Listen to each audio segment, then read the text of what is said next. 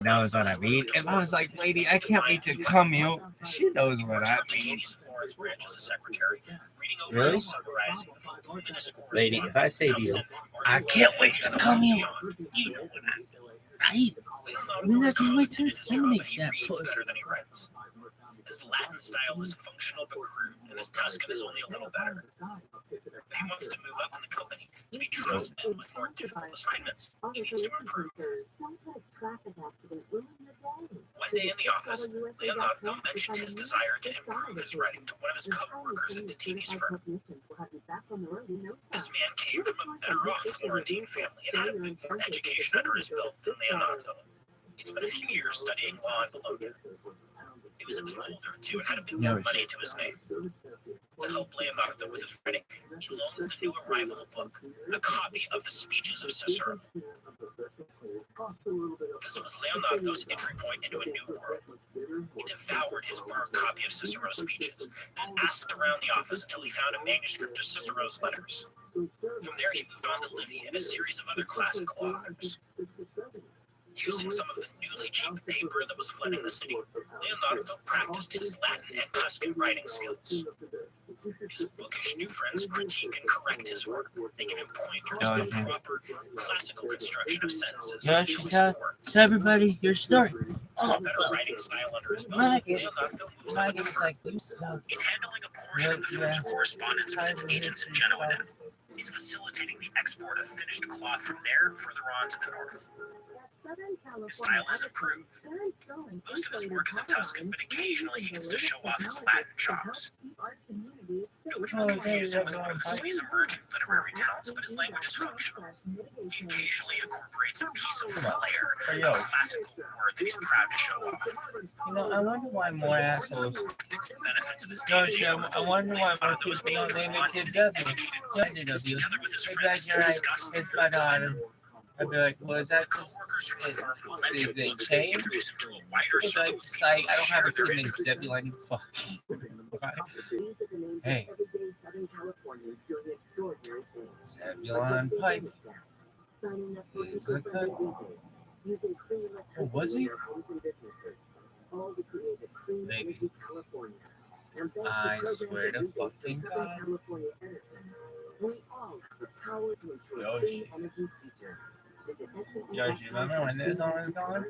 Yoshi, tell everybody your story. Well, Mario was over here and he was like, hey, Zebulon. And everybody was like, oh, Zebulon's here. Yay for Zebulon. And Mikey was like, oh, psych, it's not Zebulon, it's Mikey. And we were all like, oh, we know. We call you Zebulon, though. When we want. Hey, Sarah Listening to an Airwave Media Podcast. Everyone deserves to be connected. Wi-Fi Cox offers a range of high-speed internet plans that fit any budget. Stream, chat, and stay connected. But yeah, it's true. Learn more at cox.com/VC.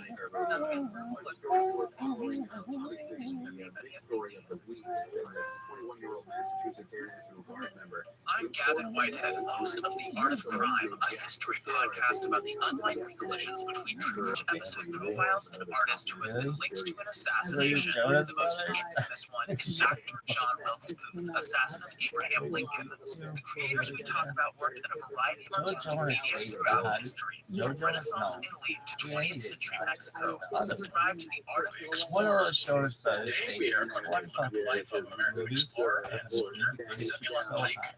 And then Pike is probably most famous for his 1806 expedition, Jonas, you got which makes a great Jack story. Jonas, So you let's got get right Bobby to it. Jonas, We're you going to got start Teddy with Jonas. Any other Zebulon Jonas? Pike. Zebulon Montgomery Pike was Is there born an in Ethel Wilmington, New Jonas? Jersey on January 5th, Is 1779. there an Ethel He was Jonas? quite literally a child of the American Revolution. Ethel. His father, also named Zebulon, Yeah, had joined the American fight for I independence think as a private and would rise to the rank of captain in the Continental Army Yeah. by the war's I end. don't know. Zebulon's middle name, Montgomery, was to honor Richard Montgomery, who had died leading America. After the war, the growing Teddy family, Jonas. which included Pike's Oh, mother that's a good Isabella, point. You American government was struggling to pay what was promised to those Who who would had your served. favorite Jonas The better? federal government was deeply indebted Definitely. to the war, and there was little money coming in. Men like Zebulon Pike Sr. were paid off in paper notes, redeemable, and credit was non-existent. All over the colony, families like the Pikes were forced to surrender their property in order to pay taxes and debts. Many war veterans sold their promissory notes for pennies on the dollar. This left many disgruntled Americans as the promise of the revolution had been lost. Like so many, the Pikes sold or lost their property at some point during the 1780s. In 1791, the federal government was still in its infancy. 40-year-old Zebulon Pike had a wife and 4 children. Now, a quick note about the American military at this time. Distrust of a large government ran deep in many Americans. That extended to the concept of a national armed force. Many saw a national army as the first step toward tyranny. So after you can imagine, this led to a wide range of quality. In 1790, an army of American militia suffered a series of defeats to a confederacy of native Indians in the Ohio Valley, who was part of the Northwest Indian War. This, along with some other reasons, led to the call for he would be given the rank of captain and head west, where native Indians, with the backing of the British, were in open conflict with the expansion-minded Republic. Unfortunately, the quality of the recruits was severely lacking. This led to one of the greatest battlefield disasters in American history on November 4th, 1791, the Battle of the Wabash.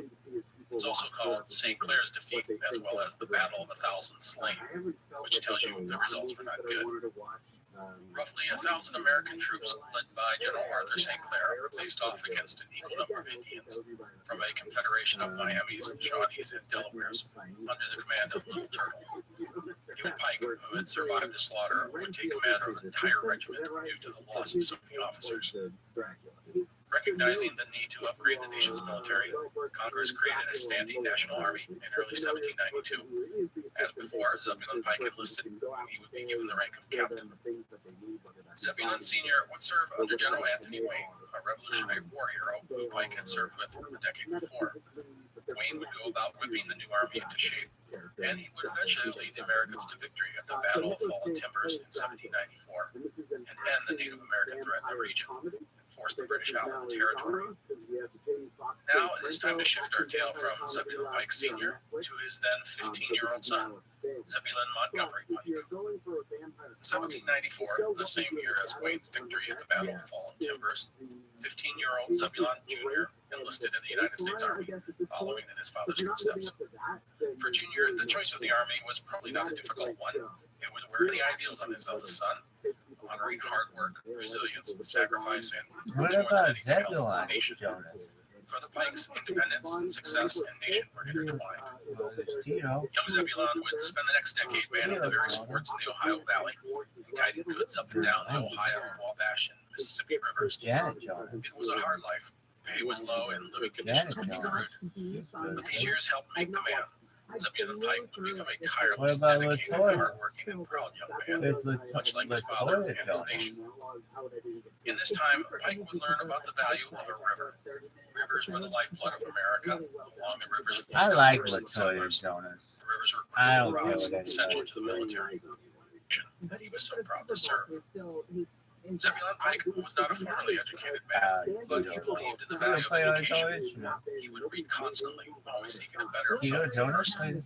His favorite book was The Economy of Human Life, a popular sort of self-help book published in the 1700s. How did you get from a Championed Western enlightenment, education, family, religion, self-sacrifice. Pike even learned French. The book espoused virtues that were the kinds of things taught to Pike by his father, and traits that he would strive to attain in his life. Zebulon Pike was not a big man, reportedly about 5'8", but he was strong, and his endurance and energy were often noted by his colleagues. And he did not drink or carouse like so many men out on the frontier. The discipline Pike displayed allowed him to succeed. He was given a commission as a second lieutenant in the infantry in 1799, and he would be promoted to first lieutenant later that year. Around 1800, Pike began to court Clarissa, or Claro, Harlow Brown of Kentucky, the daughter of an old family friend. Clara's father disapproved of the match, as he did not want his daughter living the life of an army wife, which was often dangerous as well as isolating. But marry the two did in 1801. They would have a daughter named Clarissa like her mother in late 1802 or early 1803. The Pikes would have several other children, but only Clarissa would survive infancy. And that takes us to 1803. Pike was assigned to Fort Kaskaskia, a small outpost south of St. Louis, where the Kaskaskia River meets the Mississippi. It was here that word reached the frontier that the United States had not only purchased the key port of New Orleans from the French, but the entire Louisiana territory. It was an event that would change the life of Zebulon Pike as well as the entire nation. Now is a good time to take a step away from Zebulon Pike and take a look at the bigger picture of the world. Let's head back to just after the American Revolution. The territory west of the original 13 colonies was growing rapidly as men searched for opportunity and fortune in the rugged but fertile lands beyond the Appalachian Mountains. Kentucky, Tennessee, Western Pennsylvania, and Ohio were swelling with opportunistic men and women. But American expansion was trouble to some nations. In the north, the British still viewed the upper Midwest as a valuable land that they should dominate, especially with their enterprising fur trading companies that surrounded the Great Lakes. To the south and west, it was the Spanish who watched with apprehension. The growing American population was a threat to their economic interests and their empire. No place was more critical than the city of New Orleans in the lower Mississippi River. A quick lesson about New Orleans. The city was founded in 1718 by the French, but it was ceded to the Spanish in the 1762 Treaty of Fontainebleau. The loss of Canada to the British and Louisiana to the Spanish virtually ended France's colonial empire in the New World. It should be noted that the exact boundaries of the land ceded to Spain were never really defined by the treaty, and that would cause issues later. In the 1780s, the Spanish saw the threat of the growing American presence in the West. They began to block Americans from using the lower Mississippi, as well as the port of New Orleans. The port, though, was critical for American trade. Remember, the vast majority of commerce flows downhill. The rivers west of the Appalachians, like the Ohio and Wabash and a dozen others, flowed west, coming together and eventually emptying out in the Mississippi. It is far easier to send something down the Ohio to the Mississippi River and then to the Gulf of Mexico, and then sail it to New England or wherever you need to send it, than to go up the Ohio River and haul it by land over the mountains and then to the eastern cities. Thus, New Orleans was critical to the Western merchants. In 1795, the United States would finally strike a deal with the Spanish, the Treaty of Lorenzo, or Pinckney's Treaty as it was known, defining the boundaries of the United States and the Spanish colonies. And most importantly, it gave Americans the right to navigate the Mississippi River and deposit their goods in the port of New Orleans. So, all sounds good. But in Europe, other events were occurring that would reverberate in America. Napoleon Bonaparte had risen to power in France in the late 1790s, and he had begun to dream of reestablishing a North American empire. To that end, he reacquired Louisiana in 1800 in a secret deal with the Spanish. And again, as in 1762, the exact boundaries of the land he acquired were not detailed. Bonaparte next sent a large expedition to Haiti in 1801 with the intention of reclaiming the rebellious land, which only a decade before had been called the Western Hemisphere's most profitable colony due to the lucrative sugar trade. But Napoleon's dream of an overseas empire faded when his forces were defeated in Haiti. He knew Louisiana was easy pickings for another colonial empire, such as Spain or Britain. And with war brewing in Europe, he decided it was easier to rid himself of the colony and make some cash rather than try and defend it. Thus, when the Americans came knocking with the idea of buying New Orleans, he instead offered to sell the upstart nation the entire Louisiana territory. The Louisiana purchase occurred on July 4th, 1803. The United States would gain over 800,000 square miles of territory in exchange for $15 million. The purchase included land from 15 current U.S. states and 2 Canadian provinces, including all of present-day Arkansas, Missouri, Iowa, Oklahoma, and Oregon, as well as portions of Minnesota, North Dakota, South Dakota, New Mexico, Texas, Montana, Wyoming, Colorado, and Louisiana, and not to mention small portions of the Canadian provinces of Alberta and Saskatchewan. That was a big buy. Hey, honey, I went out for New Orleans and came home with 800,000 square miles of stuff. Hope you like it. It should be noted that France had said in its 1800 acquisition of Louisiana that they wouldn't give or sell the territory to anyone but Spain. So Napoleon's deal was not necessarily on the up and up, and Spain was not happy. Also, let's remember, there are no real border definitions in many of these regions. Spain and France had never settled on specifics when they had swapped the colonies, and the French and Americans had not defined those borders either. So right off the bat, there were sovereignty disputes between Spain and the United States, the Mississippi River, and the cities of New Orleans and St. Louis. The United States, of course, saw this as a much bigger deal. But President Thomas Jefferson knew that just saying he had bought the land from France was not enough. Jefferson understood that the United States, or any other nation, would need to stake tangible claims with settlements and outposts. To do that, you would first have to identify where to build forts and trading posts. You had to scout out good locations for settlements. You had to identify what lands were good for farming, what were good for mining, and so forth. This new territory would need to be explored and exploited via the great rivers. The Missouri, the Red, the Arkansas, the Platte, and so many others would provide the highways of commerce and civilization and liberty that Jefferson dreamed about. To this end, Jefferson decided to send out several expeditions to map out the big backyard he had just bought. The most famous of these was the Lewis and Clark expedition, which set out in 1804, heading up the Missouri River. But he also authorized 2 expeditions up the Red River in 1806. The goal was to solidify American claims to the region, scout out avenues of commerce, identify spots to build settlements and forts, and also to make treaties with the Indians, set the stage for the next wave of American expansion. And that brings us back to Zebulon Pike. Lewis and Clark had come through Fort Kaskaskia in 1803 as they were preparing for their great journey west. While they were looking for men to go on the journey, they were not taking officers, so Pike was ineligible to join them. But Captain Meriwether Lewis did ask Pike if he was interested in leading a different expedition into the Louisiana Territory, should the opportunity arise. The ambitious young Pike said, "You bet I would." For Pike, the idea of leading an expedition into the wilderness was likely very enticing. He had spent a decade immersed in logistics and maintenance, but he was a man who wanted to do great things for his nation. Such an assignment would have been immensely appealing to the young officer. And now that we've gotten back to Pike, we have to leave them again. That's because it's time for intrigue and skullduggery. I don't think I've ever used the word skullduggery. I'm excited by that. Anyhow, intrigue and skullduggery. That means it's time to introduce a key figure in Zebulon Pike's life, United States General James Wilkinson. In 1804, Wilkinson was the governor of the Louisiana Territory, as well as the top-ranking general in the United States Army. He had been born in Maryland in 1757 and had served in the Army during the Revolutionary War, on the battlefield. It seems above all, Wilkinson had a knack for self-promotion. He was charming and affable and intelligent. He seemed to have been the kind of guy who could assess others quickly and exploit their weaknesses to his advantage. If it sounds like Wilkinson was a con man, you're not that far off. He liked the good life. He enjoyed honors and money, especially money, and he had developed an extravagant lifestyle. Wilkinson dabbled in politics a bit and then moved to Kentucky after the war. By the mid-1780s, there was a steady stream of settlers to the region. With it came a strong independent streak. These were the people who had come to make a better life. Many were traders and merchants and trappers, and they were quickly followed by settlers. But these early men and women had different aims than their counterparts on the East Coast. For them, their lifeblood of the nation became the Ohio and Mississippi rivers. In some ways, this wasn't a big deal. Masses afloat. And Wilkinson was no different.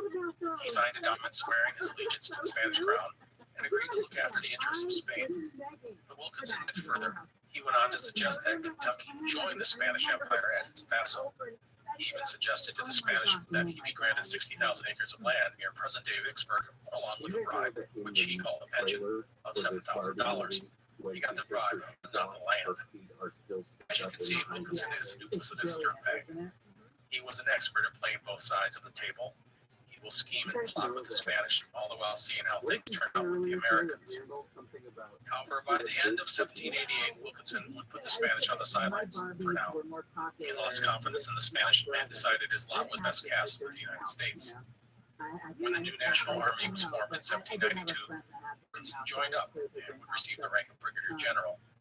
He would spend the next decade as one of the top military commanders in the West, despite rumors and accusations about his involvement with the Spanish. In fact, General Anthony Wayne wanted Wilkinson tried for treason at one point, but after Wayne's death, nothing came of the charges. During this time, the purchase of 1803. The purchase of the Louisiana Territory opened up the the West for a new round of speculators, including Wilkinson. But there was another man who had other ideas, and he was the Vice President of the United States, Aaron Burr. Burr is most famously remembered for killing Alexander Hamilton in a duel, but he was a formidable political figure in the early days of the Republic, rising to the vice presidency in 1801. Burr, who hailed from New York, had delivered the state to his running mate in the 1800 election.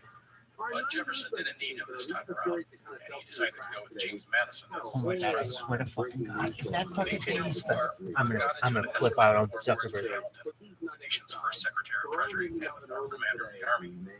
As mentioned, Burr challenged Hamilton to a duel, and the two met on July 11th, 1804. Hamilton would be killed. While Burr would have his satisfaction, his political career was over. But Burr was not done as a national figure. Like so many disgruntled Easterners, he went west. He saw an opportunity in the Louisiana Territory. The exact details of what Burr wanted to do isn't exactly known, but in general, he appears to have concocted one of the following plans. Plan 1, to assemble an army and invade Texas, and even Mexico, and set himself up as the ruler of an independent state. Plan 2, assemble an army and provoke a war with Spain with the United States, which would allow him to seize significant commercial enterprises in the territory, specifically in Texas. For this, he needed allies, and what better ally than the head of the United States Army in the area, General James Wilkinson. The two were pretty much made for each other. Wilkinson was ever the opportunist, looking to take advantage of a situation to make himself a buck. And Burr was a desperate man, but one still with significant influence. Yoshi. The Burr-Wilkinson conspiracy is fascinating, but I'm not going to get too much into it here. Just know that it is out there, and we will come back to it. And this allows us to finally get back to Zebulon. Guys, remember when you'd be like, hey, In the dog, years 1805, Hi, Pike was everybody, 26 I'm years here old, to and he had spent more than a decade managing forts to supply the waters of the Alex, Ohio great point. Valley. Wilkinson had known the Pike family for many years. The elder Pike serving under Wilkinson in the 1790s. Zebulon. Always a man looking for an angle, Wilkinson took an interest in Yoshi, Pike remember Jr., when everybody seeing would him call you earnest and Zebulon? intelligent young man who may Huh? be of use to him in the future. Yoshi. Pike seems to have generally appreciated the general's interest and advice. He referred to him as a father figure and mentor. You really have a good day. Everyone deserves to be connected. Chat and stay connected at an incredible price. It's fast, reliable internet for everyone. I think you. Wait, yeah, it's true. Learn more at cops.com.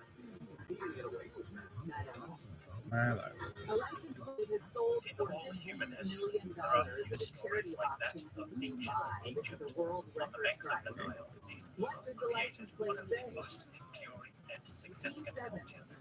Their tale comes to life in the history of Egypt podcast. Every week, we explore the tales of this amazing culture, from the legendary days of creation and the gods, all the way to Cleopatra, and everything in between. The history of Egypt podcast is written and produced by a trained Egyptologist. We go much deeper than your average documentary magazine article to uncover tales of life, great endeavors, and the amazing art of every culture.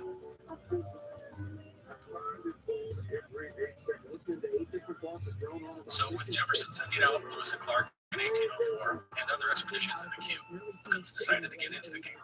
In June of 1805, Wilkinson arrived at Fort Massac, where Pike's stationed. The general had exciting new orders for the young lieutenant. I know, now you're thinking that Pike can head west, but no. Wilkinson's orders were for Pike to lead a contingent of men up the Mississippi River. The Mississippi? Yes, the Mississippi River. Pike is most famous for his exploration of the West, but before we go there, we are going to follow the man on his first mission, which, while not as well known, is try and broker peace between foreign tribes, identify good locations for forts and outposts, and to deter illegal trading. He was also to map the river, note the minerals, the animals, the Indians, anything of military, scientific, or geological value. Finally, if possible, he was to locate the headwaters of the Mississippi.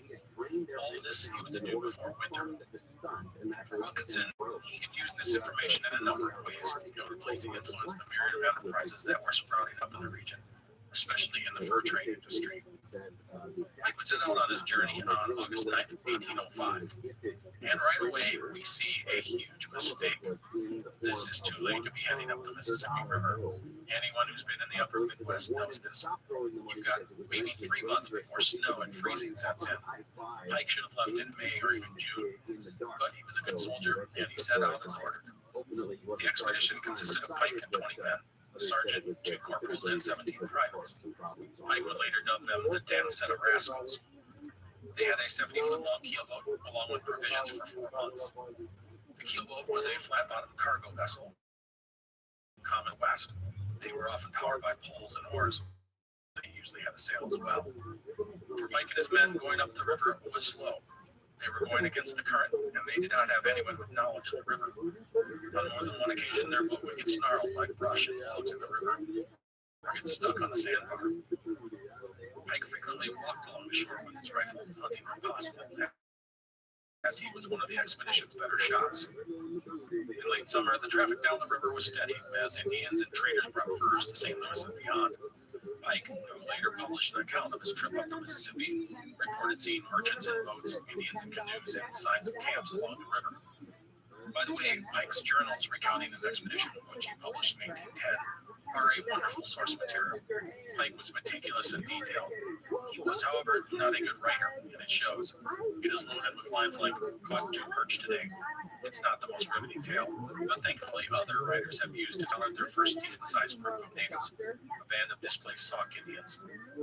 Pike had dealt with Indians throughout his military career, but here he was more on their turf than his own.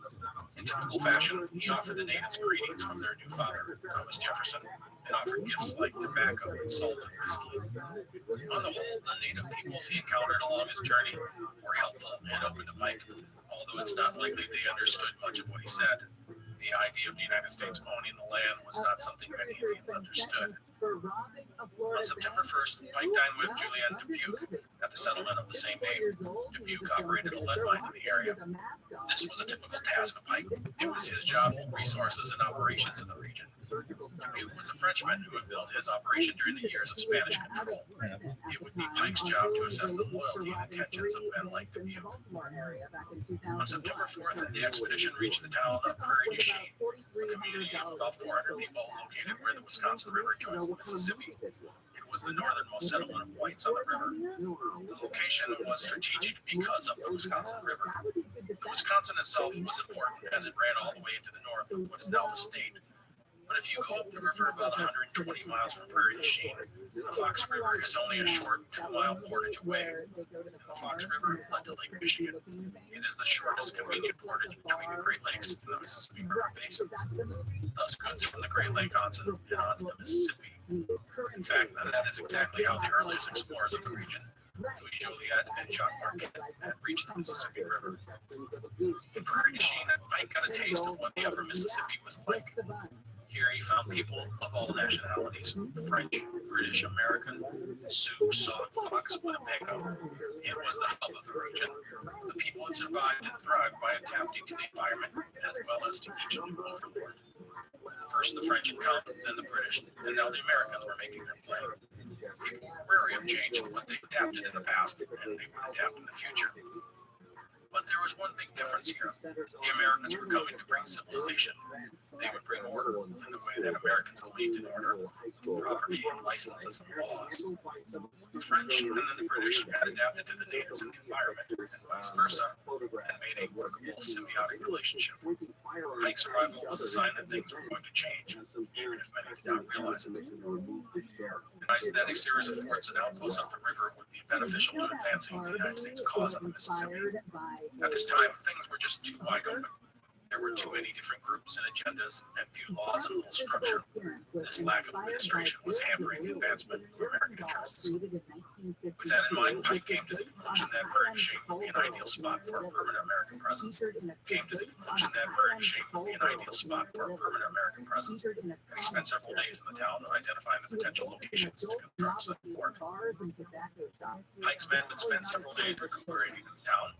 He reported that his men bested the locals in a jumping and hopping contest, which that he actually noted this in his journal. I find kind of adorable. Anyhow, at this time, Pike also enlisted the aid of a trapper, James Fraser. to help guide him up the river. Although born in Vermont, Fraser had moved to Canada many years before. He would help Pike swap his keelboat for a pair of barges, which were not so big or make it easier to navigate up the river. He also arranged for a guide and an interpreter to join Pike going north. The expedition will leave Prairie du Chien on September 9th. Their next stop would be a Sioux village. The local chief, a man named Wabasha, had met Pike in Prairie du Chien and had invited him to his village. Pike brought gifts to the Sioux: knives, tobacco, rum, salt, along with the customary messages from Jefferson. He also spoke of making peace between the Sioux and the Chippewas, a fierce and bloody rivalry that had been going on since before the arrival of the Europeans. The federal government peace, because that is what brought settlers and merchants and commerce. Pike would smoke a peace pipe with the Sioux, and Wabasha would give him a pipe with his own symbol on it, so that Pike could share it with the other tribes so that they might follow his example. On September 21st, the expedition landed at a Sioux village on what is now called Pike's Island, essentially in the middle of what is the modern-day Twin Cities. Here, the Minnesota River flows into the Mississippi, making it a key location, and Pike recognized that it would be an excellent spot for a fort. There they met with the Mdewakanton tribe, and I probably just butchered that, so forgive me. A band of the Santee Sioux. The Mdewakantons were one of 4 Sioux bands. One thing about Pike is that he probably never really understood the nuances of Native American culture. Every tribe had different ways and societal structure. To Pike, that he was negotiating with one of 4 Sioux bands probably meant he was negotiating with them all. Was completely wrong. For his negotiations with the Sioux, Pike brought Fraser and several local traders he had run into. He promised better times. The Americans would bring more traders, which meant more trading partners. They would bring goods and a better life. He also spoke of peace between the Sioux and the Chippewas, and he asked about purchasing land to build a fort. In the end, Pike would get the land for his fort, 100,000 acres, but the terms were vague enough that it never really amounted much to the Sioux. He thought he got the Sioux to cease their warring with the Chippewas, but as with so many of his agreements he forged, that element would be forgotten the moment he was out of sight. Pike reported that he gave out over $200 worth of gifts to the natives, a large expenditure for the time. With his work done, Pike continued upriver. The expedition got new boats, which were smaller and lighter upriver. Pike also lost his guide as Fraser and the others left him. There was no reason to go further north with these men, and from this point on, Pike would be on his own. St. Anthony Falls and the rapids were strong and dangerous. Pike and his men would take days to haul their boats upriver. From Pike's journals, you can see the signs that his men were beginning to suffer from exhaustion. The issue that would dog the party is food. Pike and his men, they had to rely on Pike and his hunters to gather game. Some days were better than others. Progress north was slow. In his journals, Pike notes the distance he made each day. On October 15th, they managed just 5 miles. The rapids were constant and exhausting. The men were weakening. On October 16th, Pike and his men woke to find 2 inches of snow on top of them. Twin Cities. On the same day that the snow had fallen, the expedition sergeant, Henry Kennerman, burst a blood vessel from overexerting himself. Pike reported that the man vomited up 2 quarts too big for the river, and they couldn't keep going north with them. That, by setting up winter quarters, Pike was going past his mandate. His orders were to find the headwaters of the Mississippi, if possible, but to be back in St. Louis before winter.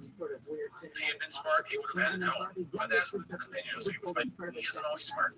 He is dogged and brave and determined, but he's not all smart. The men would build a small stockade at Little Falls. Also, Pike and his men would begin to make canoes, but with no one to assist them, they did a poor job. The first batch was too small, and they sank in the rough weather. Hunting also became an issue, as the weather got worse and the game around the stockade was killed or fled. On October 31st, Pike wrote that he found himself, quote, powerfully attacked by the fantastics of the brain, end quote. A rather awesome way to say that the lack of food and inflation was probably giving him a massive anxiety attack.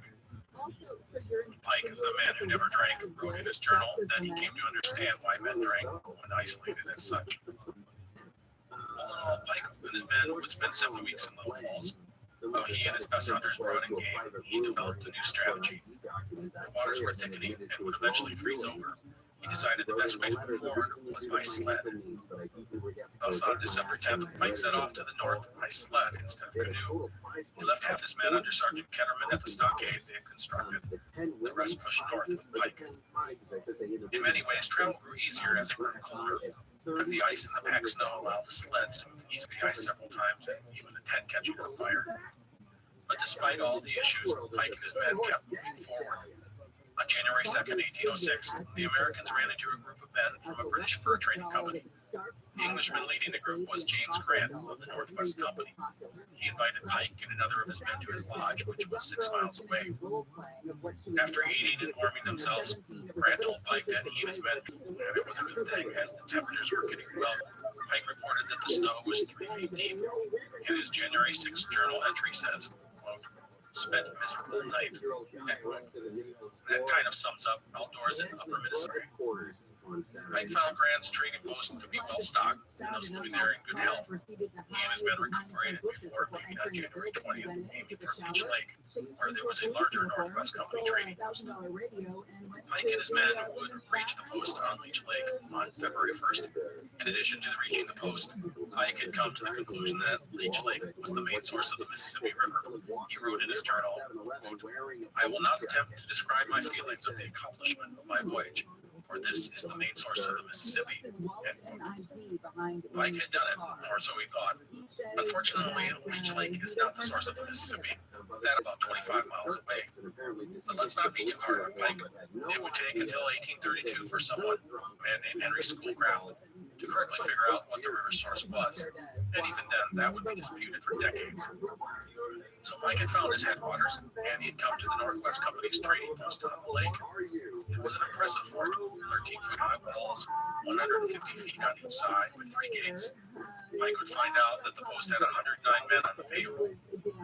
The leader of the establishment was Hugh McGillis, a trading partner in the Northwest Company, and the director of the Fond du Lac department. The post was just one part of the Northwest Company's fur trading empire, which ran from the St. Lawrence River to Hudson to the Rocky Mountains to the Great. Based in Montreal, it was larger than any other fur trading entity, except for the famed Hudson's Bay Company. It should be noted that the Northwest Company's presence on American soil was completely illegal. A good host, McGillis fed Pike and his men and gave them clothes more appropriate for the harsh weather. The entire expedition spent several days recuperating. The fort was well stocked with supplies.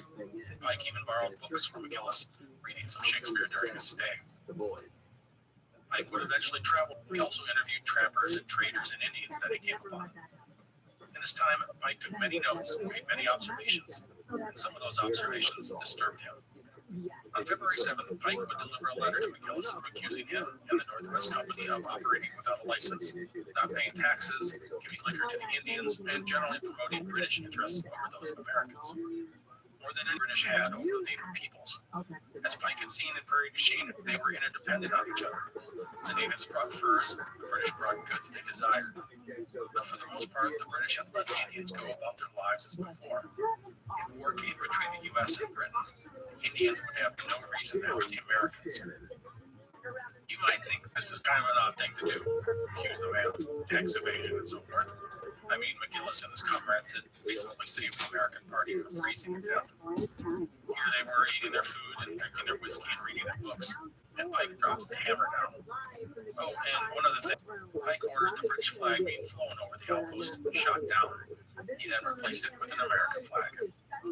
Kind of an odd thing to do to your host, but this is Pike. In the most remote place and in the most difficult circumstance, he draws on his fervent nationalism. Fortunately, McGillis seems to have taken Pike's words and actions in stride. McGillis and the others like him had survived by adapting to their environment. He was not interested in creating an international incident. He needed to persevere, whether with the British or the Americans. So he basically smiled and nodded and agreed with Pike. McGillis would later write a letter to Pike, basically oozing with flattery, saying that the company appreciated Pike pointed out the problems. He said the company wouldn't involve itself with diplomacy anymore, and they wouldn't sell them liquor, and of course they wouldn't fly the British flag anymore. You get the idea of what was going on here. After an argument about the consultant's sister, the documents say Nina Moemi drove Lee to a secluded area last week and stabbed him 3 times in 4 inches at night. At least one of the stab wounds punctured Lee's heart. The documents also show Moemi's sister texted Lee after after the fight check in, saying she knew her brother came down on him way too hard. Momemi was arrested yesterday in Emeryville and is facing murder charges. State mandated zero emissions to cause some fairly big problems for a family-owned floating taxi business. In Newport Beach. The ferry has been operating for over 100 years. Balboa Island ferry owner Seymour Heath says he's got to pay $4.5 million to convert to electric engines by 2026. It could possibly goes out of business. It only got 3 boats. If you average our total fuel consumption divided by 365, it's somewhere up to $1.5 million annual riders and more than 300,000 cars will create more pollution getting across Newport Harbor. In Newport Beach, Ben Carson, KFID. City of Redondo Beach, pickleball doesn't actually involve any pickles, but it's a fast-growing sport that's a bit easier on the body than tennis is. Redondo Beach Councilman Todd Lowenstein says the city wants to expand recreation centers for the community, and pickleball courts would be just as big. We have a lot of people that are interested in it. I know that there's interest in the business community and even having private courts. The councilman says the city is also looking to add a public swimming pool where aviation high school used to be. He says the city is looking at Larry Park and Anderson Park for the professional pickleball sport. Christopher is trying to build a ban abortions after 6 weeks of pregnancy. He signed the measure last night in a private ceremony hours after the state's House approved it. ABC's Lionel Moeen says the vote passed. Stephanie will be joining Ford. The White House firing back, calling the bill extreme and dangerous. Press Secretary Corinne Jean-Pierre releasing a statement saying it flies in the face of fundamental freedoms and is out of step with the views of the vast majority of the people of Florida and all of the United States. The law will take effect only if the state's current 15-week ban is upheld in an ongoing challenge that is before the state Supreme Court. Texas is proud to support life and families in Florida. A Massachusetts Air National Guardsman has been charged under the Espionage Act in connection with leaked Pentagon documents. The 21-year-old was arrested yesterday following a week-long investigation into the breach that exposed the world to U.S. assessments on the war in Ukraine and geopolitical interests of other countries. The KFI Financial Update is sponsored by Jacoby and Myers Injury Attorneys. The Dow is closing down 144, S&P 500 down 9, NASDAQ down 43, and the average price of a gallon of regular gas in California is $4.90. No, wait. Maximize your compensation after an accident. Call Jacoby and Myers now. This is for you since 1972. Southland weather This is for you since 1972. Southland weather from KFI, mostly cloudy, highs low to upper 60s inland from down to the Empire. Right now, 52 in Steel Beach, 64 in Winter Park, 58 in Agora Hills, and 53 in Sherman Oaks. We're going to a crash on the 5 in Stillwater. It's good news from the Golden State Freeway by northbound right at the 210 and accident cleared from the 2 left-hand lanes. But the 5 north routes have heavy delays from the East LA interchange up to Los Feliz Boulevard. 5 northbound slows again between the 180 and the 14 and Antelope Valley Freeway. Southbound side of the 5 is having breaks from Burbank Boulevard down to the 110 in Pollution Park. A reminder, the Grand Prix of Long Beach is off and running. As a result, Seaside Way is shut down between Pine Avenue and Shoreline Drive. And you'll find Pine Avenue having service the entire weekend between Seaside Way and Shoreline Drive. Caltrans has the Hollywood Boulevard off-ramp from the North 101 shut down for repairs. That project goes until 2:30 this afternoon. North 101 remains portion very close on the East LA interchange at the Hollywood Boulevard. Southbound side of the 101 is closed from Hollywood Boulevard down to the interchange. Caltrans also busy on the east end in the right-hand lane between County Line Road in Decipher and Sunset Avenue in the Beaumont. That project goes till 2 p.m. Yeah, pie in the sky helps get you there faster. I'm Mike Evans. Are you worried about your financial assets after recent events in banking? Cut through the market uncertainty with the tried and true safe haven against volatility. Gold! When it comes to investing in gold and silver, Legacy Precious Metals is the company you trust. Legacy Precious Metals is making it easier than ever to invest in precious metals with its revolutionary new online platform. You know, it's just a few clicks. You can open your account, select your metals, and start investing. They can store your metals in vaults or ship them directly to you. And you'll have access to a personalized dashboard where you can track your portfolio growth in real time, anytime, putting you in complete control of your money. With Legacy Precious Metals, diversify your portfolio beyond bonds and stocks, safeguard your retirement, and preserve your portfolio's value against inflation. Protect your hard-earned money from market fluctuations. Call Legacy Precious Metals today at 866-691-2173 or create your free account now at buylegacygold.com. BuyLegacyGold.com. When you're an innovative business, every blinking cursor, every blank page is an opportunity. What will you do with it? Will you make something better or create something new? Our Dell Technologies advisors provide you with tools and expertise to do incredible things. Our Dell Technologies advisors provide you with tools and expertise to do incredible things. Because we believe there's an innovator in all of us. Ask Dell.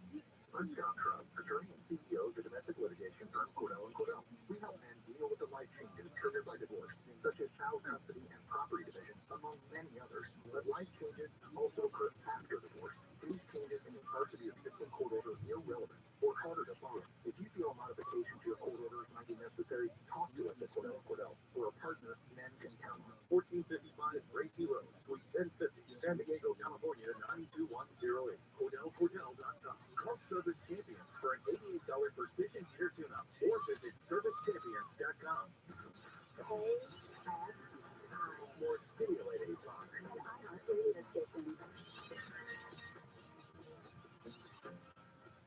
It's the John Fun Show. John Cobell, Kid Shampoo, KFI, and 640 live everywhere. John Cobell, Kid Shampoo, KFI, and 640 live everywhere. On the iHeartRadio app. I'm all warmed up. I'm all ready to go. Yeah, ready to go. I had an unpleasant conversation.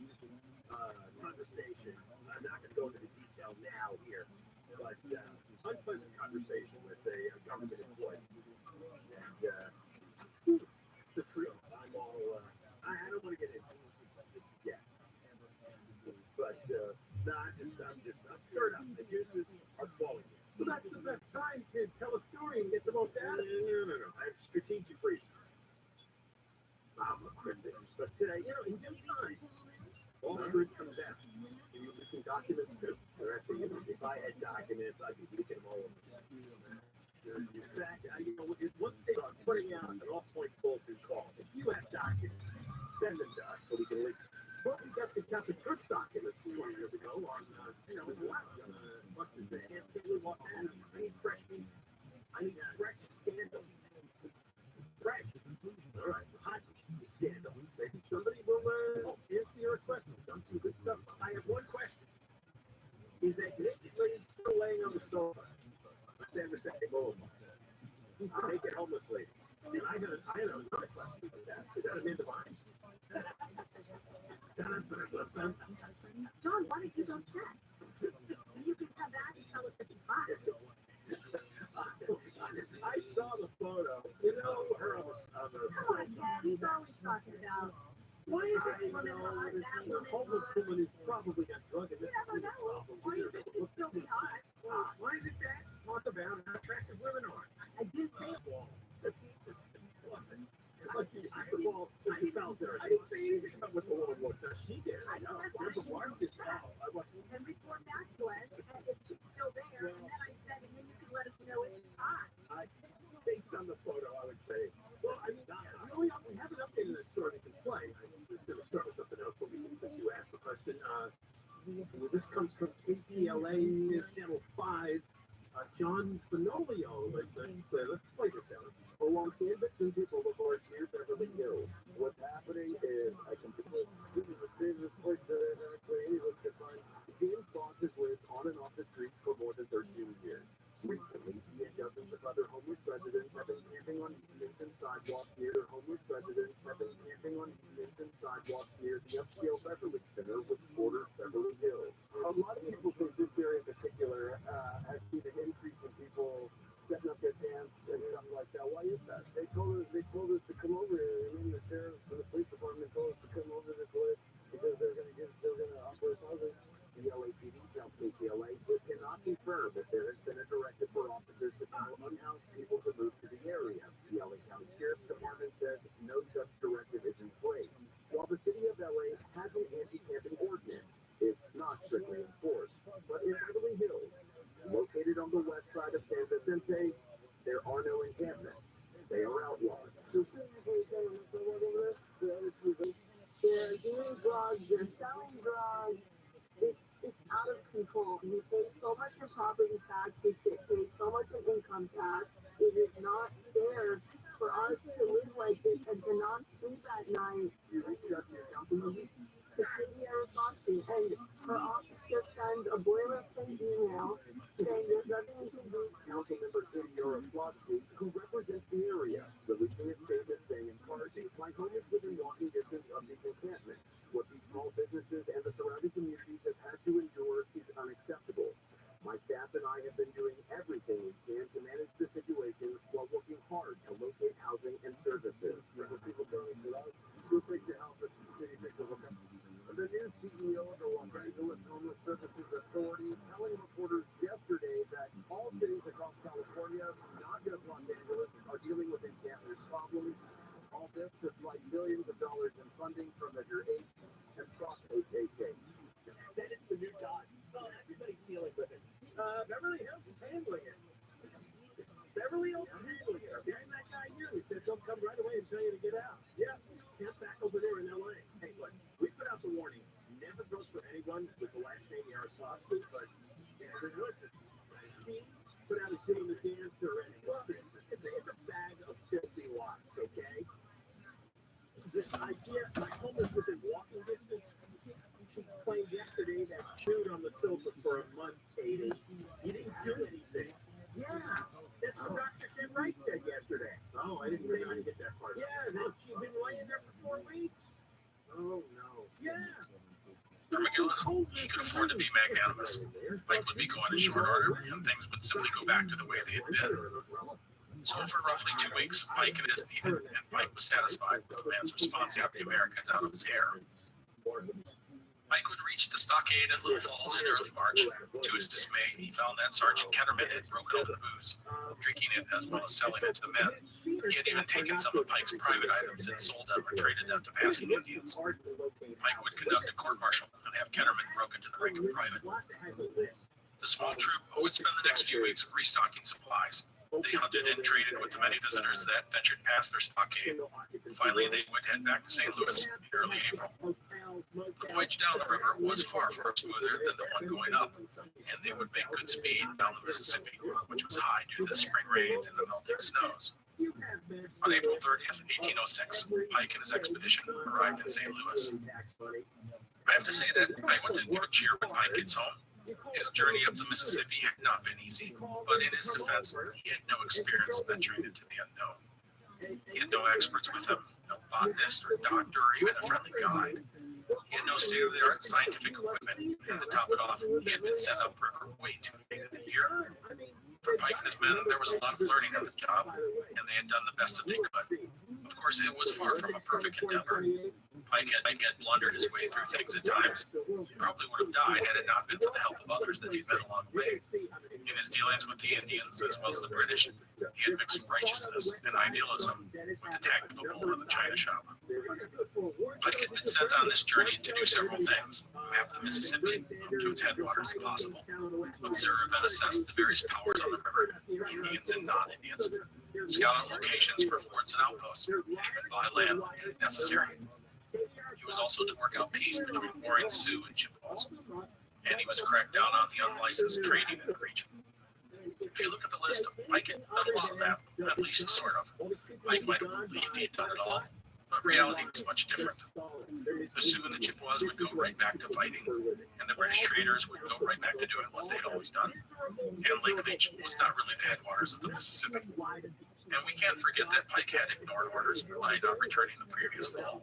But it was a foul that Wilkinson and the government would forgive him for, because there were many positives in Pike's karma bank. He had acquired land for a fort. The American government would build Fort Snelling in 1819 in the modern-day Twin Cities on the spot that Pike had selected. By the way, if you are ever in the Twin Cities, I highly recommend visiting Fort Snelling, as it still stands, and it is a wonderful historical site. It's high up on the bluff with a commanding view of the area, and you can see why Pike selected it. Also, the Army would build a fort in Prairie du Chien on one of the sites recommended by Pike. When Pike ventured up the Mississippi, let's be honest, exploring the unknown is not a lot of what he was doing. These areas had been visited many times by many people. What Pike would do with his expedition was connect many of the dots within the region and put it into a perspective that would help the growing America. If you look at his documents, you'll see what looks like a complex Excel spreadsheet. He diligently took temperatures, kept track of prices of goods up and down the river, took notes of the kinds of furs that were available, recorded the names and numbers of the Indians they had encountered, and a whole lot more. And his observations about the British and how they had immense influence on the natives was spot on. Again, he drew a bigger picture of a world that was only known in small bits and pieces. And finally, for all of Pike's bumblings and occasional poor decisions, he did get his men home. 21 men left St. Louis, 21 men returned. Well done, Zebulon. So Pike was back in St. Louis, and it was a city ripe with plotting and skullduggery. Pike's mentor, General Wilkinson, was knee-deep in political intrigue with the former Vice President, Aaron Burr. Rumors and innuendo were flying across the frontier. War with Spain was inevitable in many people's eyes. But Zebulon Pike would have little time to relax and enjoy a reunion with his family. That is because 3 days after returning to St. Louis, our friend General Wilkinson had a new gig for Pike. It was an expedition west into the central and southern Great Plains, the Continental Divide. Next time, Pike sets out west to explore the Louisiana Territory amid rumors of war, treason, spying, and plotting. It will be an arduous journey that will threaten the lives of his entire expedition. Thank you for listening. I will see you next time as we conclude the life of American explorer Zebulon Pike. Everyone deserves to feel connected. That's why God says high-speed internet to fit any budget. For real. Learn more at coms.com/ACP. Non-transferable, one per household. Information eligibility. Other restrictions apply.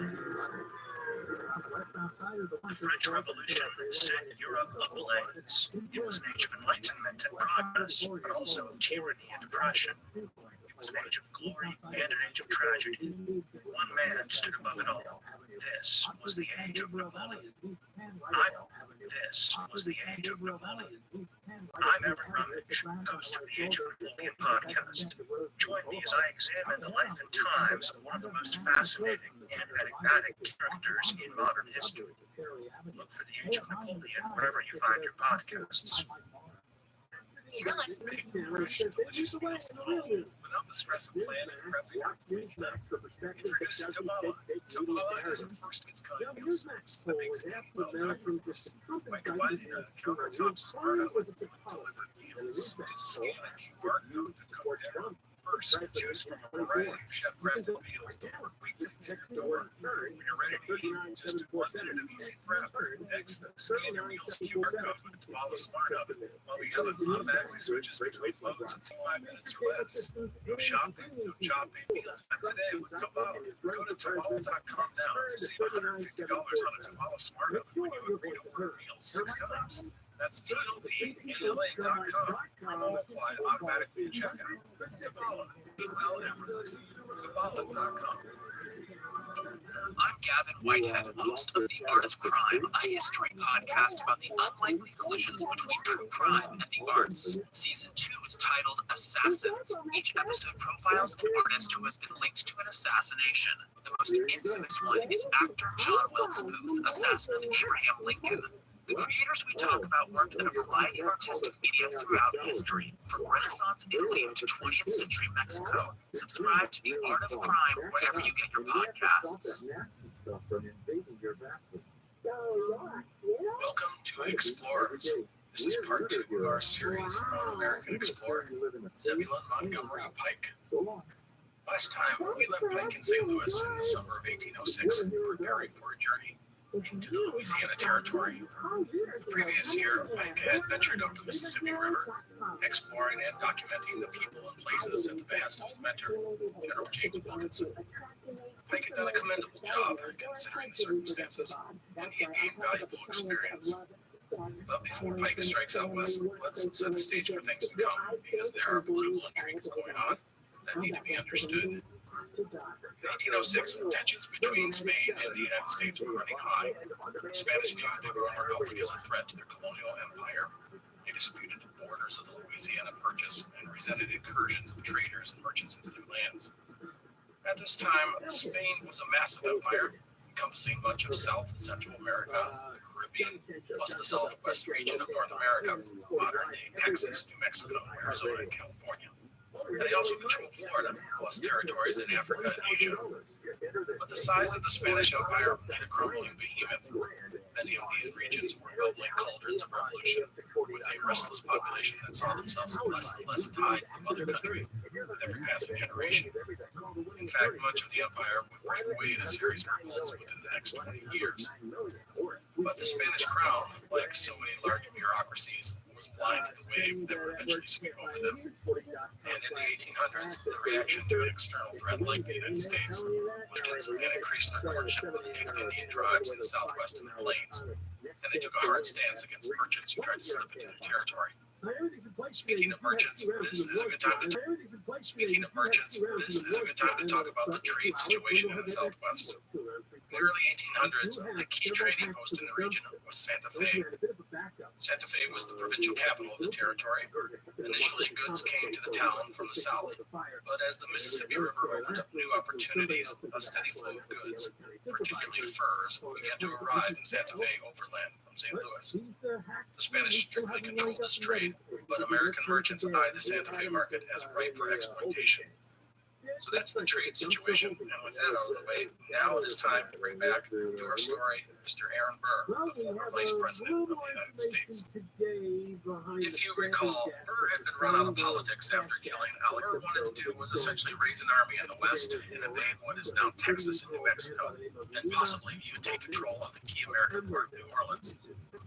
Burr would draw his army from a mix of ambitious and disgruntled Westerners. He felt the population would support his endeavor, and he envisioned setting up his own nation, perhaps even sweeping up all of Mexico as well. Burr even sent envoys to the British and the French to try and obtain support for his plan. If Burr's ambitious plot could collect resources he had to seize key assets in Texas and New Mexico, he could make a fortune out of that. Whatever Burr's exact plans, he found a potential ally in the head of the United States on our previous episode, was a classic con man. He played every side of the table, as well as underneath it, just off the side of it, and any other spot he could find. Wilkinson had, in fact, been taking bribes from Spain for nearly 20 years, even flirting with the idea of handing over the Kentucky-Tennessee region to Spain in the 1780s. In 1806, he had been actively engaged with the Spanish authorities, feeding them inside information, offering them advice, and generally looking out for their interests in exchange for cash. He had alerted the Spanish to the various expeditions being sent out by President Thomas Jefferson. The Spanish would turn back one expedition that had gone up the Red River, and they made several attempts to stop Lewis and Clark, but would fail with them. All of this makes for a volatile situation, and into this mess, Wilkinson sent out another player, Zebulon Pike, a 26-year-old American officer. Pike's expedition had several objectives. His first task was to lead a group of 51 Osage Indians to their home on the Osage River. The Osage had been captured by the Potawatomis, and the United States had ransomed them. By returning the Osage to their homes, Jefferson was attempting to demonstrate the goodwill, as well as the power of the United States. There was also a delegation of 8 Indians, Pawnees, Osages, and Otoes, who had been visiting Washington and were returning home. The purpose of their visit had been sort of a goodwill tour, but ultimately it was Jefferson's way of showing off the might of America. He wanted the native leaders to go home and recount their journey to their tribes and impress upon everyone the greatness of the United States. In addition to returning the natives to their homes, Pike was to negotiate treaties with the Indians that he encountered, including the powerful Pawnees and the Comanches. The Comanche were especially of interest as they were seen as the most formidable warriors in the West. They had been allies of the Spanish for decades, and the Americans wanted them on their side if war came to their region. Pike was also to map the Arkansas and Red Rivers, including finding their sources, if possible. During his journeys, he was to gather data along the way, much like he had done the previous year when he went up the Mississippi. He was to find out the size of the Indian populations, note the types and numbers of animals, take environmental readings, collect unique specimens, identify good spots to build forts and settlements, that sort of thing. He was also instructed to take note of how a trade route to Santa Fe could be established. And finally, he was always to keep an eye open for any information that could help the United States if war with Spain was to break out. It should be noted that Pike's expedition was authorized by Wilkinson, not Thomas Jefferson. And this is an important distinction. You need to ask yourself, what was Wilkinson's reasoning for sending out Pike? Was it more than just a scientific and exploratory mission? Perhaps Wilkinson was trying to spark a war with the Spanish. What better way to do that than to send a military expedition deep into the Louisiana Territory, not far from Spanish settlements? Military expedition deep into the Louisiana Territory, not far from Spanish settlements. Such an incident might give Wilkinson and Aaron Burr a reason to hatch their plot. Although we should note that Wilkinson, in his orders, specifically told Pike to avoid contact with the Spanish and play dumb if he ran into them. Another idea was that Wilkinson's interests may have been commercial. As noted, the Santa Fe market was seen as a potential gold mine. Perhaps the general's eyes were on that prize. And what was Pike's hand in all of this? Was he just a soldier following orders, or had he become actively involved with Wilkinson and even Aaron Burr? Some of Pike's actions will make you wonder, and people have debated his role for 200 years. But most historians tend to agree that Pike was innocent of any skullduggery, and I tend to agree. I don't think Pike was involved in any sort of nefarious schemes. He wasn't trying to ignite a war with the Spanish, and he wasn't plotting away. He was a soldier doing his job. That's simple. I do not doubt that he was told